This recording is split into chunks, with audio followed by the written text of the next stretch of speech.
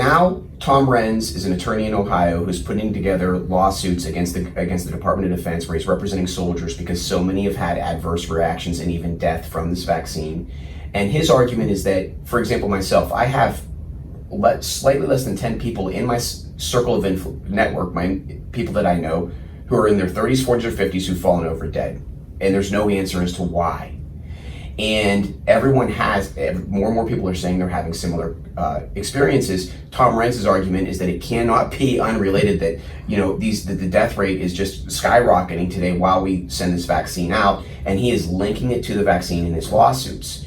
And while the vaccine manufacturers are, they're nullified from any lawsuits, do you see any potential legal vulnerability for the county should this thing continue, should these injuries and these deaths be tied to the vaccine when the county itself was such an adamant pusher of the vaccine? I don't see a potential liability to the county, even though I disagreed with the actions that we took. I didn't disagree from a standpoint that I thought we were going to get sued and we would lose, in the event we did get sued.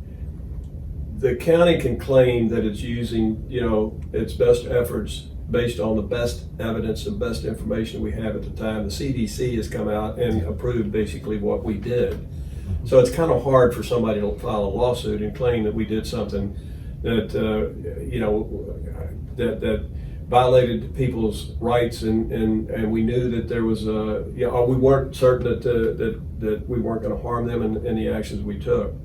I had arguments early on with our health department in which right out of the box, I want to make certain that how do I protect myself and my family? That's my first deal. How do I protect myself? What do I need to do to protect me from catching this and giving it to my two girls and killing them? And how do I protect them from catching it? Or if they do catch it, how do I make certain that they don't have an adverse reaction? Now, I had a personal experience with my daughter. My daughter's 51 years old. She's not a spring chicken. She got a booster shot, and it put her in the hospital, literally. She had a really bad situation with her heart, and she's not the healthiest person to begin with. She's got sarcoidosis, which is an autoimmune disease that one of my younger sisters actually died from. So it's something that worries me a lot. And that's one of the reasons I didn't want her to catch COVID, because I was afraid that it would kill her. But now, she said, I'm never going to take that shot again because it had a very negative reaction. She was in the hospital for 5 days. And then went several weeks before she got to a point where she could she works part-time, actually get back to her part-time work. So it had a very negative effect on her. So I'm not taking the booster shot because, one, I find out that it doesn't prevent me from, communicating the disease to my family, because it doesn't, if you got the shots, you can transfer the disease. Somebody can catch it from you, so the only reason I would take it is if I thought it would minimize the negative impact that I may have from catching COVID. But my deal is I'd rather take the regimen of hydroxychloroquine and all the other things, and because in most instances, not in every instance, but in most instances, they seem to work. Right. So my deal is I'll take the regimen to cure myself, and then I've got more of a natural immunity to it. And as I was mentioned earlier, as a young kid, I caught every disease there was. That's why you have a good immune system today. That's what the Indian communities do.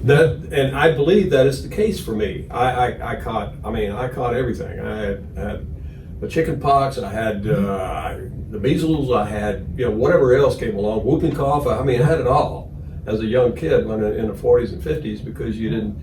The vaccines weren't that widespread back in those days, and I was from a big family, and it was just kind of a natural thing. My parents had it, their kids had it, so I believe that I built up an immunity by having those diseases against these kinds of things, and one of the reasons today I didn't catch it, and everybody else who's gotten vaccines or whatever ended up catching the Right. damn thing. Simple things like just staying indoors is not healthy. Right, it's Fresh air.